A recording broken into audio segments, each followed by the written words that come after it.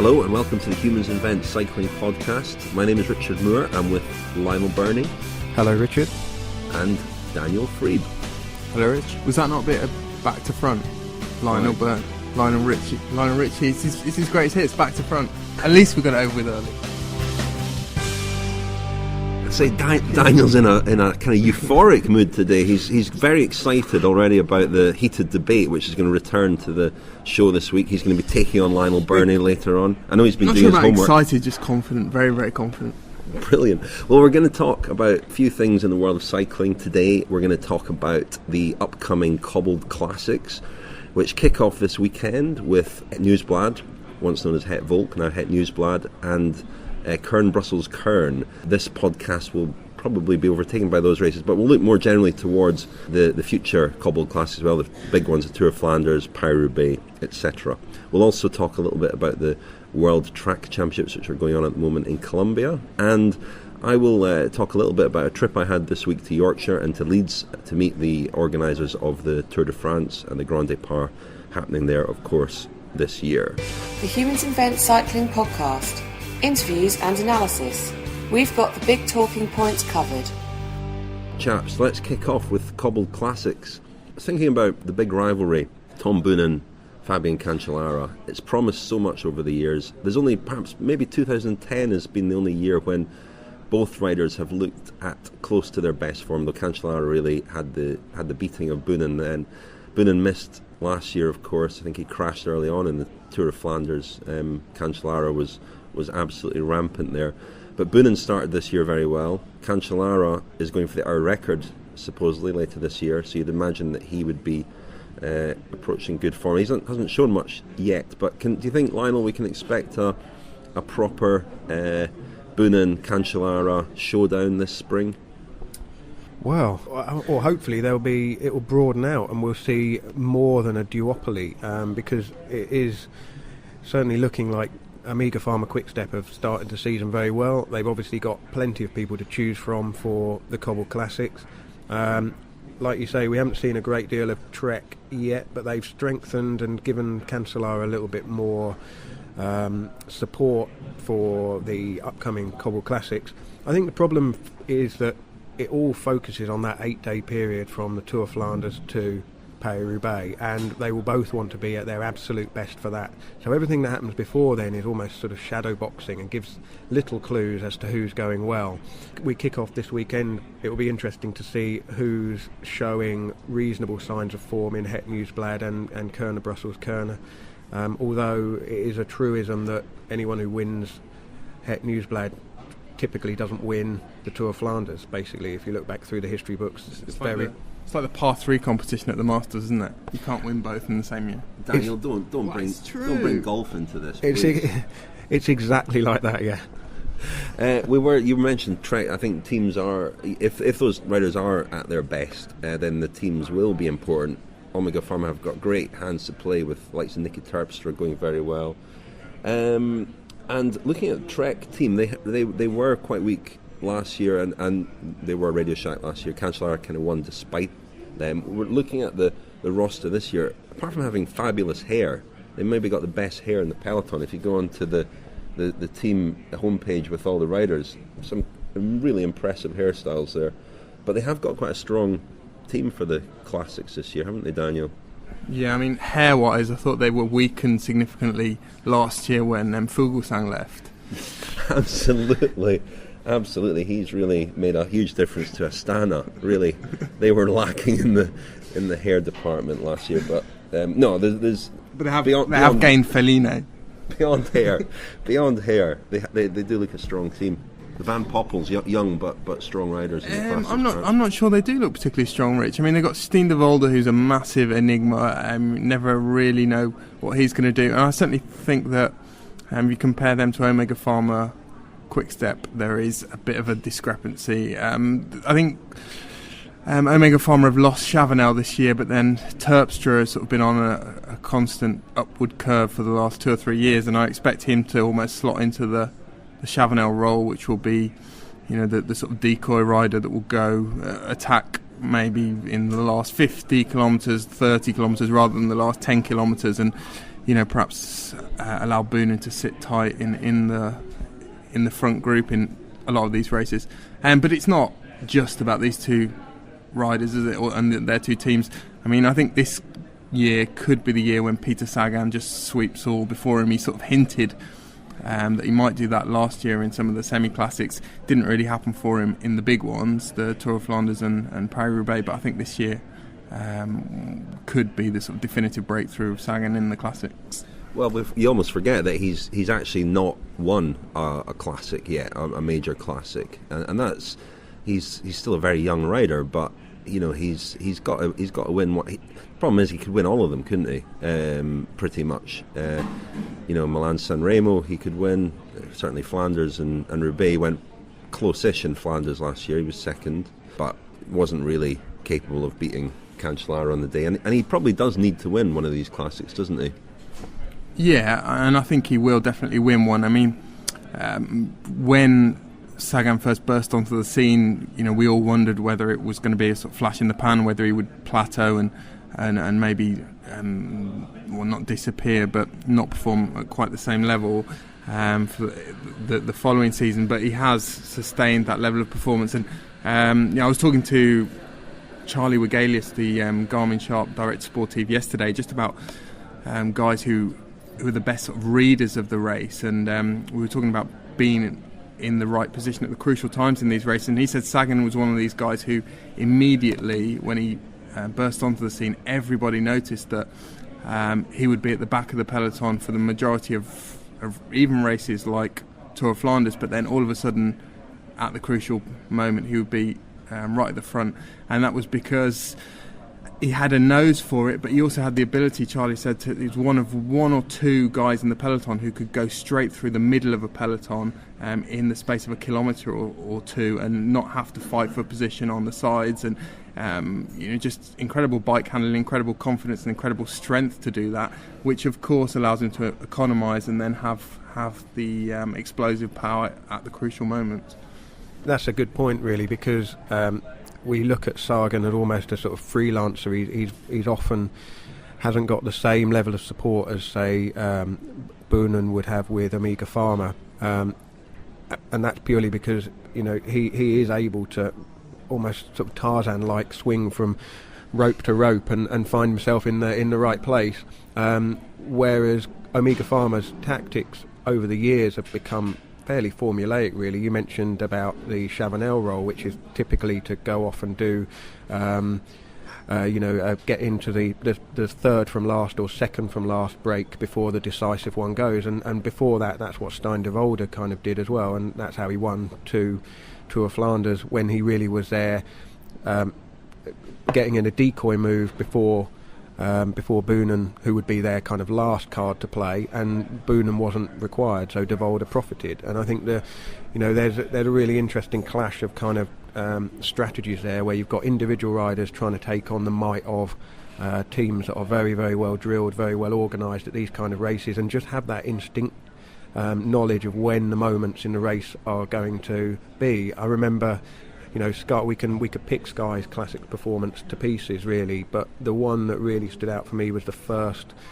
Tour of Flanders they did, where they were absolutely dominant for all the parts of the race that didn't matter, and then when it mattered, they fell apart because they hadn't thought perhaps far enough ahead. They hadn't thought about it wasn't important to have a big show of strength at a relatively uneventful point of the race, but they needed to use their cards more strategically later on. I mean, I think we saw that last year with Europe car, if I'm not mistaken, Lionel. And we often hear in interviews riders talk about how important it is to be at the front. And I think maybe some riders kind of take that on board too much and assimilate that and think that means you have to be at the front at all times. And actually, it's not about that. It's about economising for the majority of the races, but making sure you are at the front for one or two crucial points.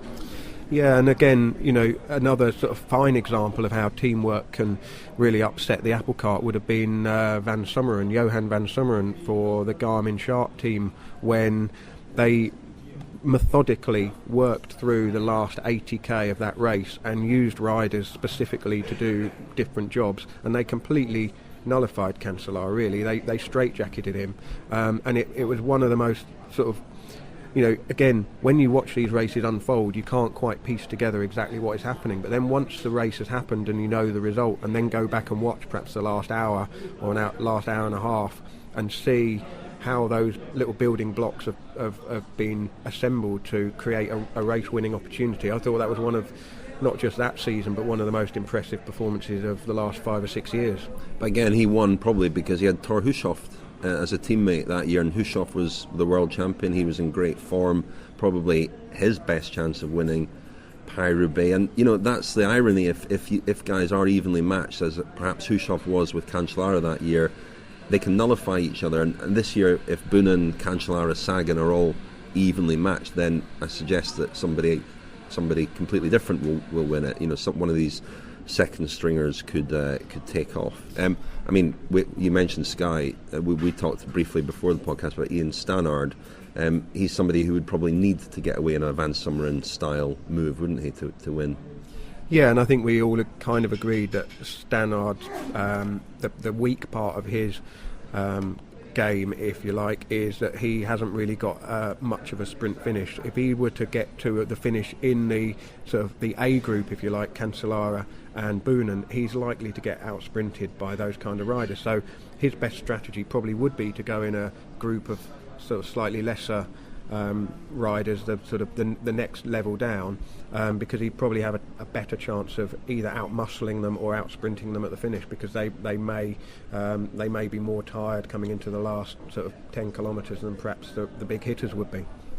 Another thing that has to be mastered and can be taken advantage of in these races is the political aspect of it, particularly between the Belgian teams. I know it's a bit of a cliche, but this does matter. For instance, last year in this race at the Het Nieuwsblad, Luca Paolini was able to win basically, and Patrick Lefevre, the Omega Pharma Quickstep manager, admitted this afterwards, because Omega Pharma just didn't want two other Belgian riders, Jurgen Roelants for Lotto Belisol and Greg Van Avermaet for BMC, to win, and they finished second on the day with Steen Vandenberg, which it looked like a tactical cock-up at the time, but Lefevre was quite happy afterwards because two of the Belgians hadn't won.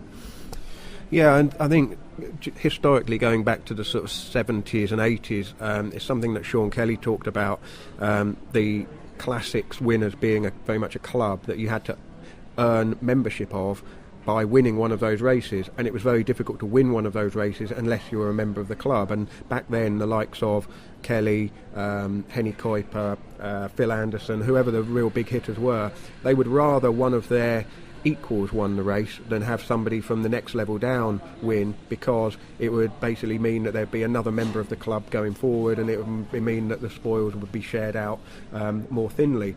And I think it's evolved quite a lot in recent years. We see teams now where there are 5 or 6 potential podium finishers or potential winners in a team like Omega Pharma or Garmin Sharp as well. They have real depth to choose from. But it's a similarly political. There is a lot of that kind of negotiation on the road going on. Thinking about who's up the road, who do we want to be up there, who are we going to let get away, who are we going to chase in earnest. And that's the fascinating thing about these races. I think it isn't just about who's the strongest on the day. This is the Humans Invent Cycling podcast with Richard Moore, Lionel Burney, and Daniel Freed. So let's carry on talking about the classics for a little bit longer. Team Sky, mentioned them already, but Sir Dave Brailsford turns 50 in a couple of days. His birthday's he was born on the 29th of February, which means that he doesn't have a birthday this year, and that probably means he's only about 15, doesn't it, in terms of actual birthdays. But he does turn 50 in human years this weekend. And Sky, we talked to him about the sort of gaping hole in the Team Sky Palmares, which is the classics, and they've still to crack that nut. They gave it a good and kind of well publicised go last year with quite a novel approach, going to Tenerife, etc. They're not been very low key in the build up to the classics this year. You'd imagine it'll be the same people: Edvald Bosenhagen, Geraint Thomas, Ian Stannard, Bernie Eisel. They've lost Matt Heyman, who I think is a big loss in these races, a big engine and a very useful guy who's gone to Orica Greenedge now, and a real captain, I think, as well. So they've lost him. Eisel will probably take over that role.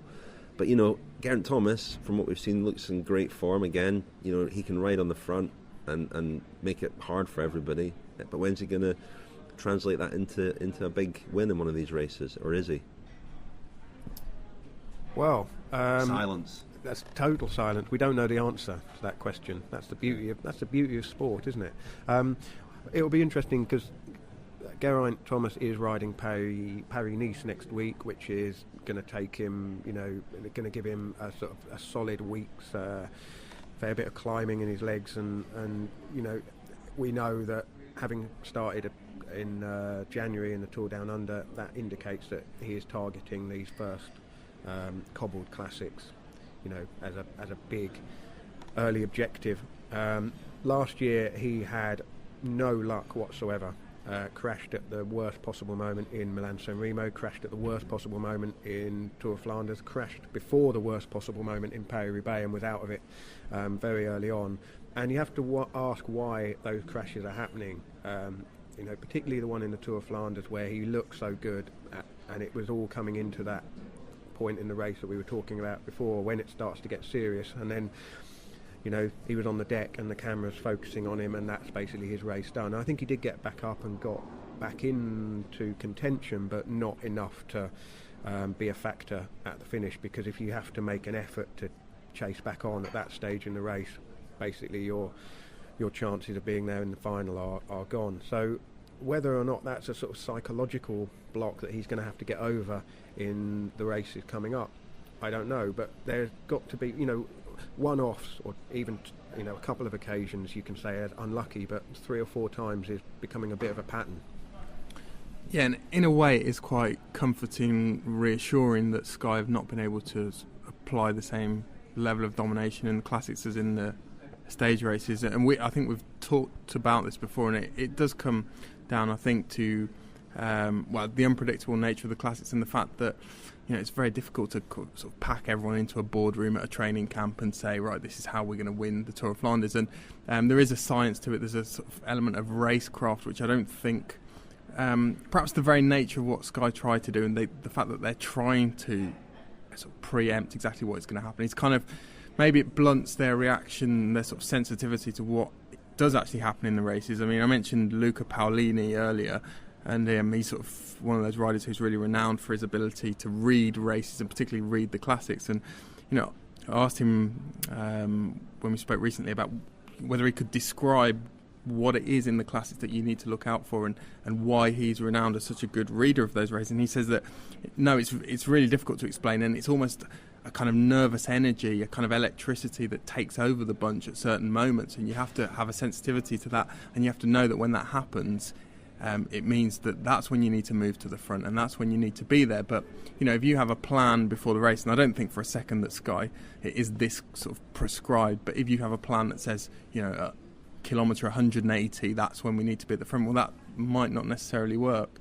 You also fundamentally need somebody who's capable of winning a classic, and you mentioned the club, Lionel, and that club is a pretty exclusive club, and your best chance of winning a classic are to either have one of those club members in your team, well, to be one of those club members, or to have one in your team.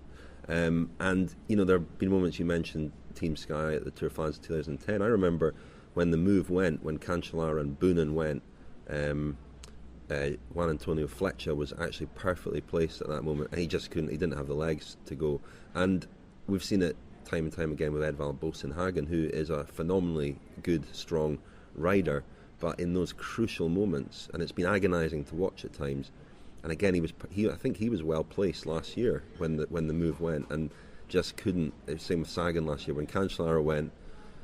Boasson-Hagen, Sagan were well placed, but ultimately just didn't have the legs. I remember the Worlds as well when Philippe Gilbert won and Boasson-Hagen was there, and it was agonising to watch, but he just couldn't bridge that gap. I think also of the finish of the first stage of the Tour in 2012, up the little climb on the outskirts of Liège, when Cancellara and Sagan went, and Boasson-Hagen is there. The margins are tiny, but they are significant. Yeah, and I think the other thing is the opportunities are so small. The big 3 races for this type of rider, Milan-San Remo, Tour of Flanders, Paris-Roubaix, even narrowing it down to that group of 3 races, not everyone will ride all 3 because Paris-Roubaix is another level of specialism again. But saying there are those three events to win, and then there's the next level down, which may be Gent-Wevelgem, Harelbeke and Het Nieuwsblad, and then the next level down again from that, Kuurne, Brussels-Kuurne and a few others.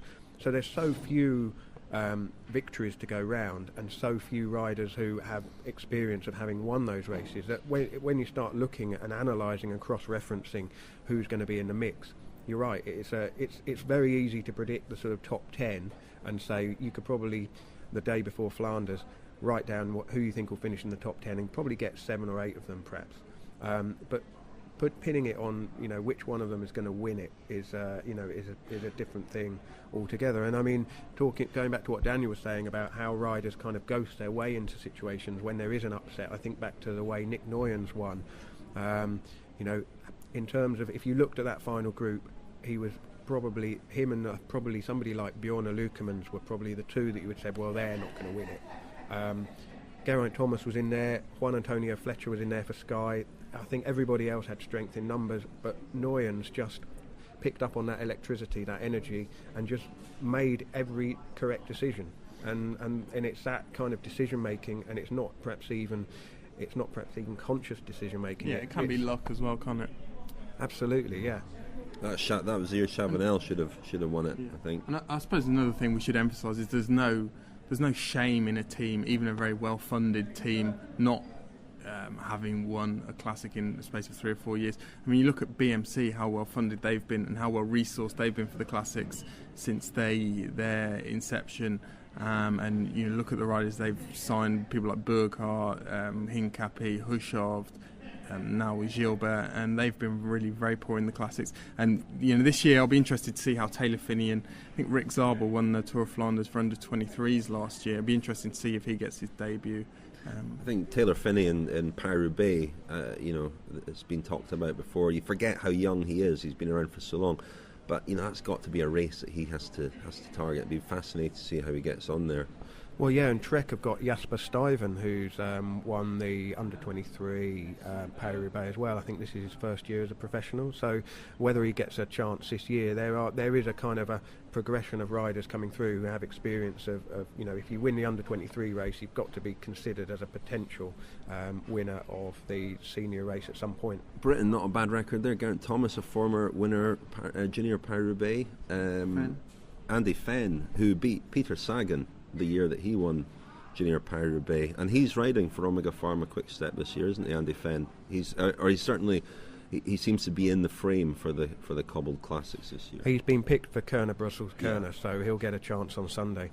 But I mean, again, he's not going to be their dedicated team leader for that race. But to be in that mix, to be in that group, and to do a player support role in a race like that is another level up again for him. Yeah, it's going to be interesting also to see in that team Omega Pharma. I mean, there's always a lot of anticipation, excitement just to see who gets in that team for the Tour of Flanders. Massive battle to get into that team. But I think this year they've got 2 sort of wild cards as well. One of them is Départ, who obviously rode brilliantly in Paris-Roubaix last year, and I think he's someone who could really burst onto the scene in a major way in the classics. And also they are looking, obviously, to replace Boonen in the long term, and probably with a young Belgian rider. And I think Van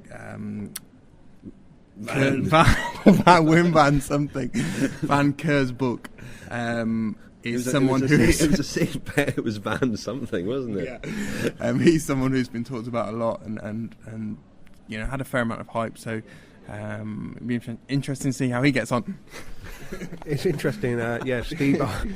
You mentioned Départ there. Van Départ, the Zdeněk Départ, isn't it? Czech, excellent cyclocross rider. The first cyclocross rider who's really crossed over and actually managed to make an impact on... Roger Hammond. All right. Well, I was going to say Roger de Vlaming, really, but nearly. Adrie van der Poel. Adrie van der Poel, yeah. Yeah, well, but everyone always talked about Sven Nys and, you know, all of the other big Belgian cyclocross stars who dominate that scene, and ask why it's not possible for them to transfer across and be good in the Tour of Flanders and Paris-Roubaix. And I mean, clearly there's 5 hours difference between the length of the races, so that's probably the main factor. You mentioned earlier, we'll wrap up our classics discussion because we want to have a heated debate, and we're going to have a heated debate on the 2 stage races that are coming up, Paris-Nice and Tirreno Adriatico. And it so happens that both of you, Lionel and Daniel, have very, very strong attachments to one of those races. Daniel to Tirreno. It's not like we've ever won them. Tirreno Adriatico. Lionel to Paris-Nice. So we're going to have the heated debate where, Lionel, you argue the case for Paris-Nice, which you're going to go to this year, and Daniel, you argue the case for Tirreno Adriatico. So let's have the heated debate. The heated debate. Who wants to go first? Well, Paris-Roubaix comes first, and Paris-Nice comes first. Okay. Pressure is on. I feel a lot of pressure all of a sudden. So let's go. So Lionel, you've got 1 minute to argue the case for Paris-Nice, and your minute begins now. Paris-Nice is the best week-long stage race of the spring because it's the oldest of the 2 races that we're debating here. It's got more history. It's got a finer palmarès of previous winners. Pretty much anyone has won it over the years. It is a race that has a recognised start and end point that actually sort of resonates and means something. The capital of France and the Côte d'Azur, 2 of the most beautiful and iconic places in France.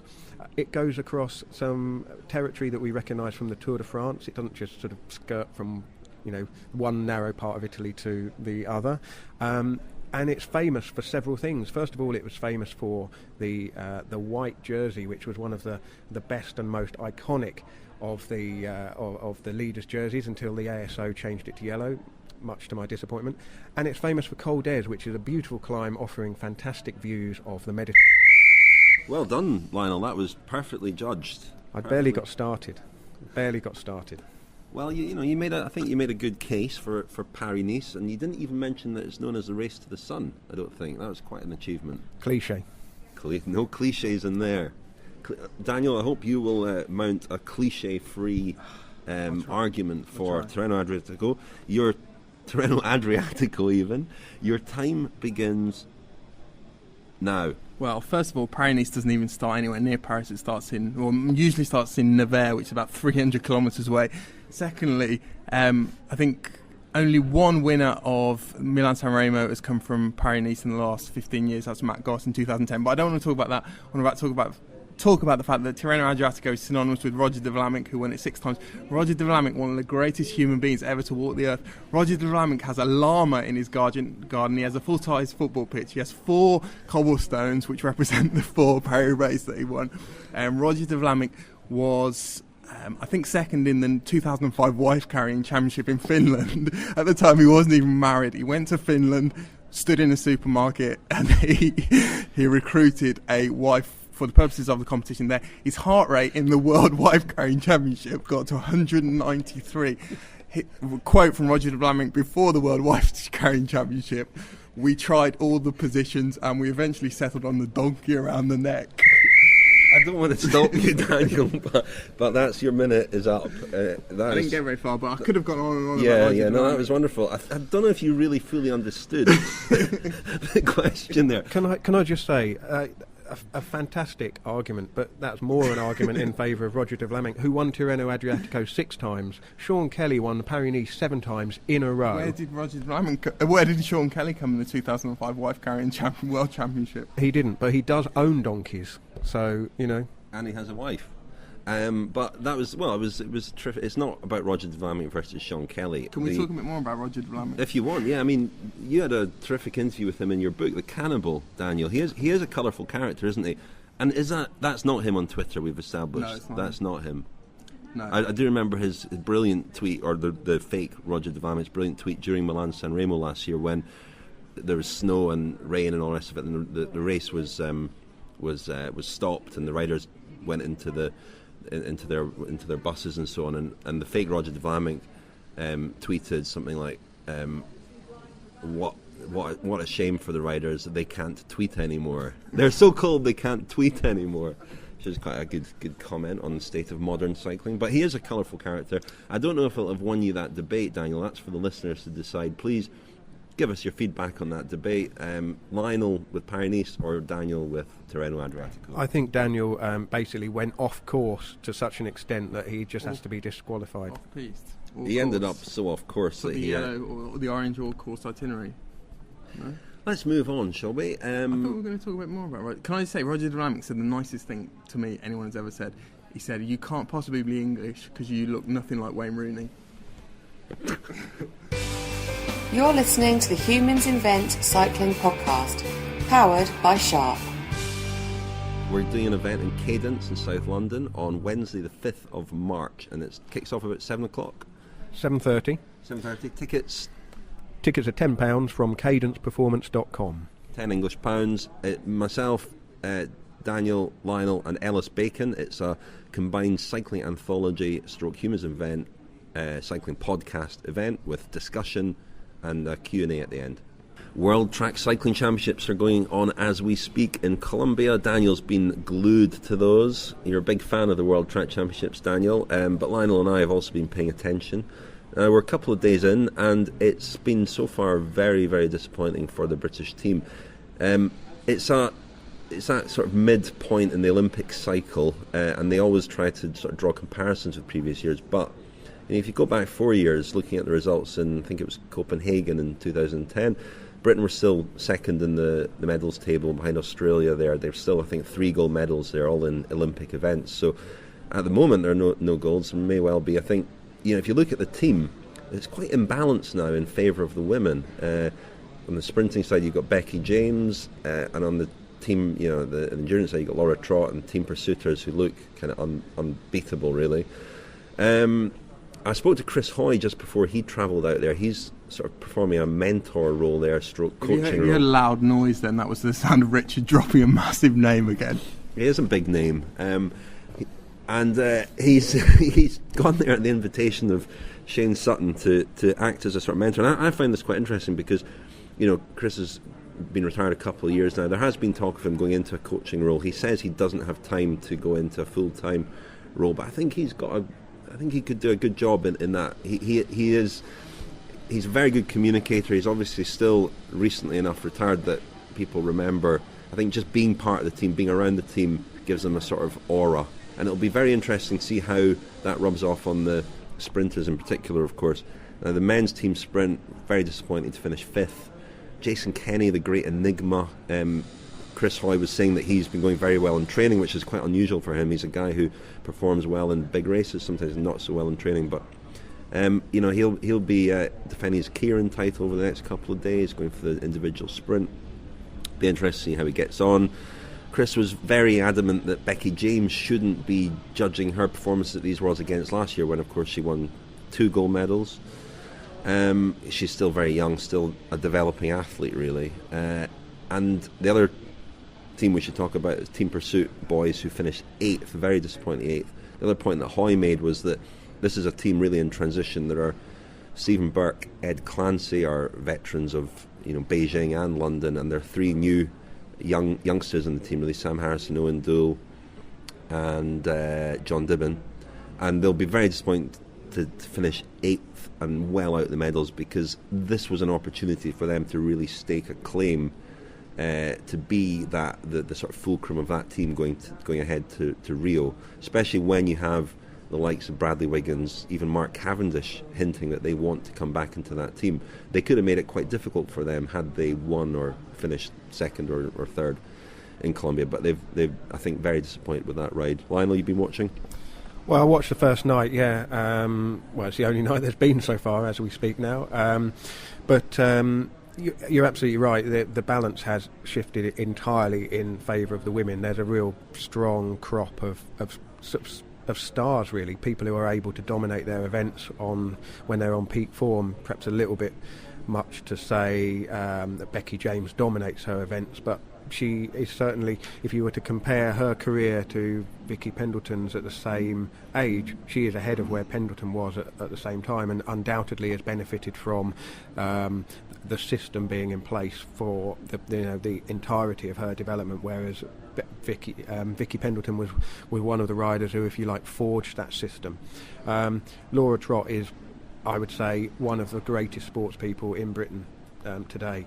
She delivers every single time she's called upon. I can sense Daniel, who calls the World Track Championships School Sports Day. No, your words, not mine. Well, I'm not sure that's true. I get where you're coming from. The depth of competition from the rest of the world isn't really there. It's never really been there. Track cycling has always been dominated by maybe 2 or 3 nations, and it just so happens that the last 8 to 10 years, one of those nations has been Britain, and they have dominated to an extent that no one else really has before. So it's the kind of backlash or mini backlash is bound to be there, and with Brailsford not being out in Colombia, there isn't anyone there to kind of get the message across that this is a transitional year. This is it's a step on the journey to Rio, and it will be interesting to see not only how the mass media, the mainstream media, respond to what could be perhaps a less than golden week, as much as it is. Interesting how the sort of coaching teams respond to, they're going to have to at some point step it up. Next year will basically be a year and a bit to go to the Olympics. Time really runs away from the squads when you're talking about such big gaps between top level competition. I mean, Jason Kenny, to return to him, he is such an enigma. He's 3-time Olympic gold medalist, doesn't have the profile in this country of a 3-time Olympic gold medalist. He's not even the most famous sports person in his house, given that he lives with Laura Trott. So he is, and Gregory Boget, the Frenchman, has again been talking about his inconsistency. And I remember one of the most memorable moments of the London Olympic Games was in the press conference after the men's sprint, where Kenny trounced Boget, and he was, utterly dominant.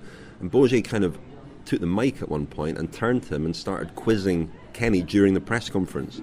He said, "Do you mind if I ask a couple of questions? How do you do this? How are you so rubbish for 3 years and then you come good?" And there was an undercurrent of not suspicion, but there was certainly a curiosity on Boget's part that there was some secret that behind Kenny's huge inconsistency. I think it's just him. I think he is. He's a little bit like Craig McLean in that sense. That Craig McLean was a big. He could perform on the big stage. It wasn't a sort of consistent day in, day out performer like Chris Hoy. Chris Hoy, I remember an old Scottish coach, Graham Hurd, he's not that old, but he's former Scottish coach Graham Hurd, once said Chris Hoy was a scientist and Craig McLean was an artist. And it was a brilliant contrast to sort of highlight between them, that Chris was absolutely dedicated to that daily process, that daily routine training. Every day is important as every other day, whereas Craig McLean was somebody who training was necessary but not something that really drove him forward. I mean, you've probably done this as well, Rich, gone up to Manchester and seen the training and witnessed the way that they train on the track and how drilled and how disciplined it is, and the sprinters do a session while the endurance riders will be doing something in the track centre, and then the endurance riders will get up while the sprinters are doing something in the track centre, and everything is scheduled to the minute and during the big training blocks, so that you know exactly when you're on the track and what you've got to do. And it strikes me that it must be the most boring process to have to go through day in, day out. Nail on the headline. Well, contribution it does strike me that it takes a mentality. Because I'm going to have to branch out slightly from the subject of track cycling. No, but you talked about the how boring the process is. Have you been following what's happened in Australian swimming in the last 2 weeks or so? Well, there have been 3 big stories in Australian swimming, former Australian swimmers who have all had different kinds of sort of out of the pool problems, like Ian Thorpe, which I think everyone knows about. Kieran Perkins, I think, is the other one, and there's one more whose name escapes me. But and they talked about think Kieran Perkins has talked about how difficult it is to adjust to a life where you're not spending 6 hours in the pool just looking at the bottom of the pool, and how it is very, very repetitive, how it is very, very boring, how it is incredibly difficult to motivate yourself year after year after year. And I think it must be a problem for these. Rich, I don't know Jason Kenny, you talked about him, but he has experienced the very highest highs. He's experienced London, winning gold medals, supreme kind of adulation, and even a world championship which comes around once a year, I would imagine it's in the middle of an Olympic cycle. I would imagine it's quite difficult to motivate himself. No, I'm not sure if. I mean, they don't race very often either, which racing at least provides a sort of break from the normal routine. But you're absolutely right, Lionel, that when you do go and sit and watch, Chris Hoy will be sitting around the track centre for 3 or 4 hours, and he'll make 4 or 5 maximum efforts in that time, and each effort requires full commitment. Otherwise, and what strikes me, I think we can be slightly snooty and dismissive of sprint athletes, and I have been struck at times when he comes off the track after an effort, and I remember Craig McLean as well coming off the track after a training effort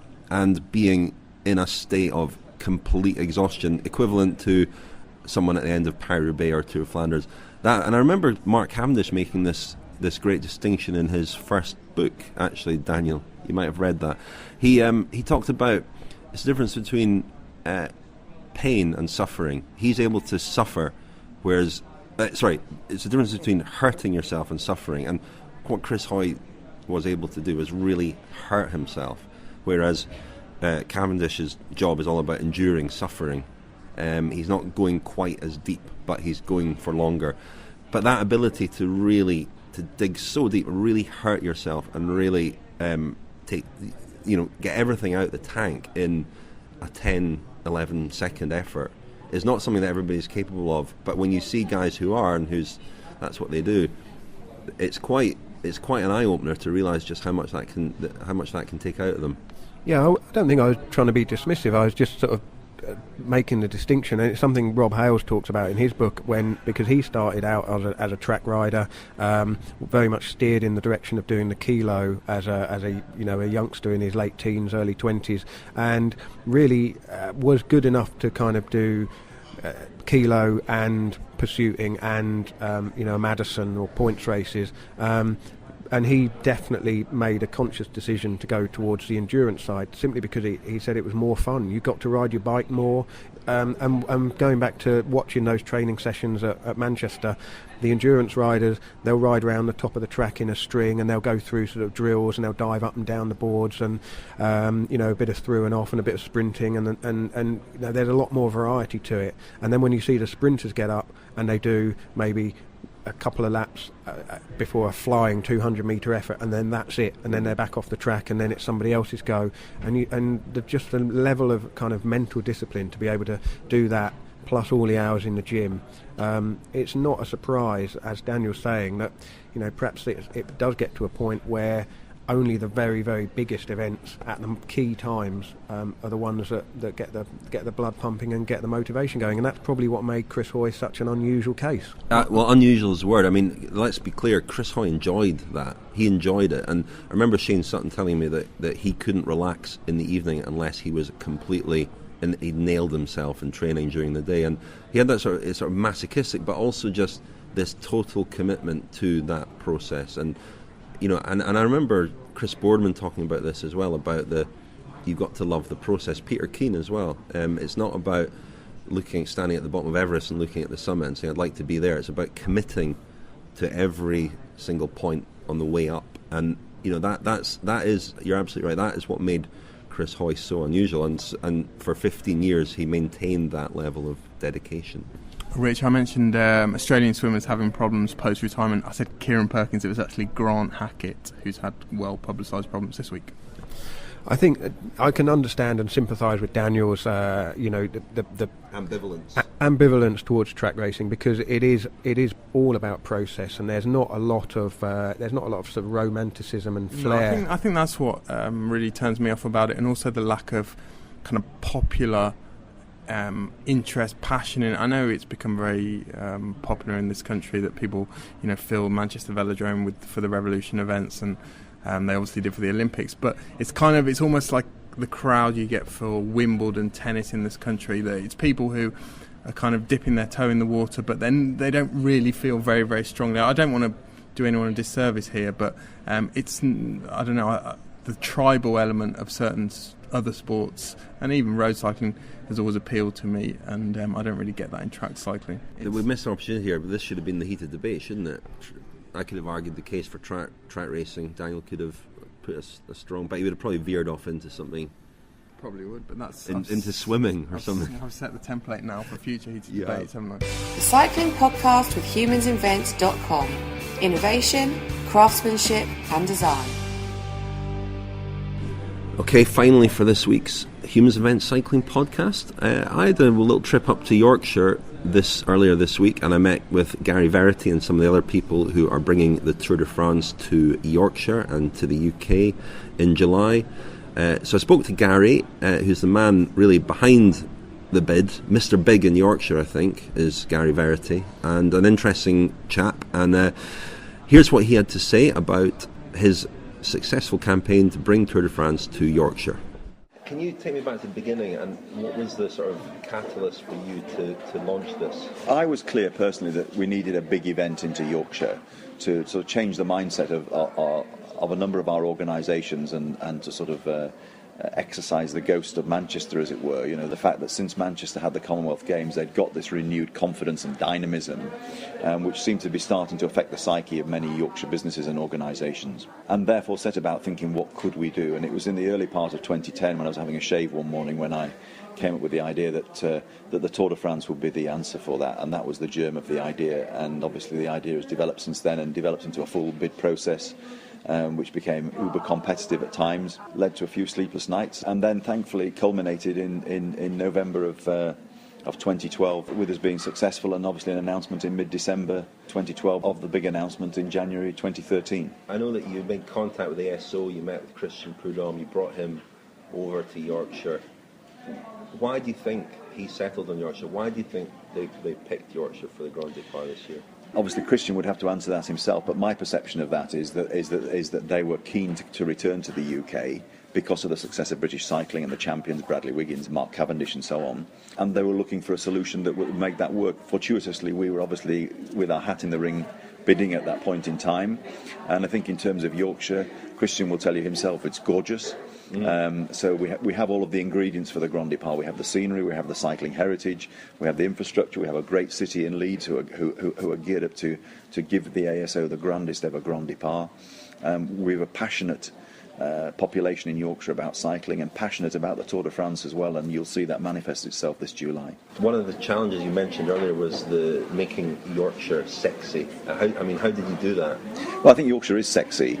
The perception perhaps in France was not so much that Yorkshire wasn't sexy, but they didn't really know Yorkshire at all. Well, precisely, and I think it's just about changing that perception and raising the profile. And I think we were able to do that through the bid process and through the films that we put together.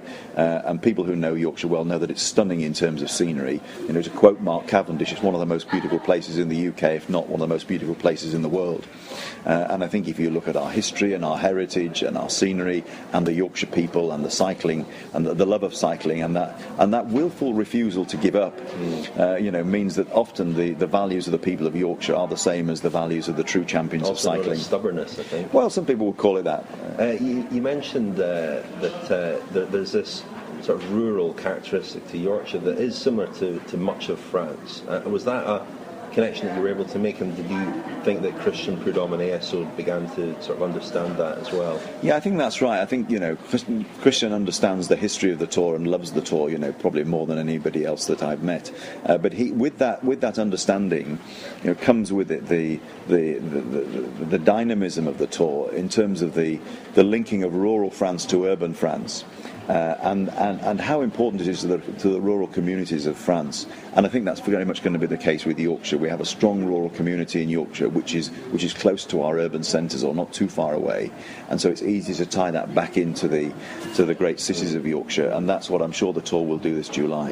And with 129 days or roughly to go, are there any major challenges ahead? Are you confident everything's in place in terms of the infrastructure, the roads, the funding, everything else? Yeah, I am, and I'm confident, more importantly, that we've got a really professional team working on this now from all of the agencies involved, and everybody seems to be working really well together. A lot of the work has happened. There's still a lot of work to do, don't get me wrong, we're not complacent, but I'm really confident, knowing the people who are involved working on this, that absolutely everything that needs to happen sequentially over the next 129 days will happen, and we will deliver the grandest Grand Départ in the history of the Tour.